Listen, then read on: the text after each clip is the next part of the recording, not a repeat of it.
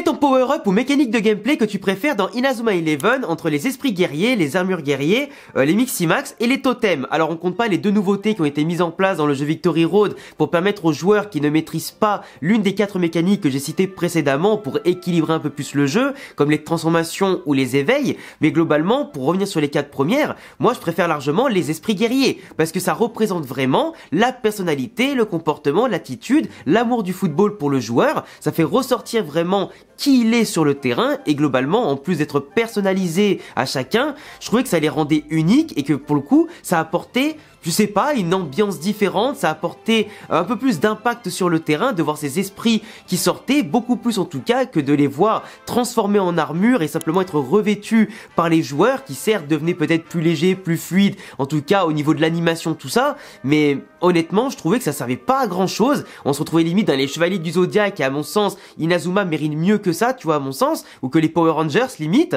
Les Miximax, j'aimais beaucoup cet aspect fusion, même si ça partait un petit peu dans tous les sens, avec notamment les dinosaures, les tempêtes pour notamment Faerun ou notamment aussi Zanark, mais globalement je trouvais que les Miximax c'était quand même une belle idée de fusion si en plus t'avais plein de potentiel avec plein de personnages intéressants que tu pouvais mixer. Mais après les totems, j'ai pas été emballé par Galaxy de base, donc la mécanique elle m'a pas touché plus que ça, en plus du symbolique, pas forcément très importante et impactante. Dis-moi ce que t'en penses en commentaire et n'hésite pas à t'abonner si t'aimes Inazuma.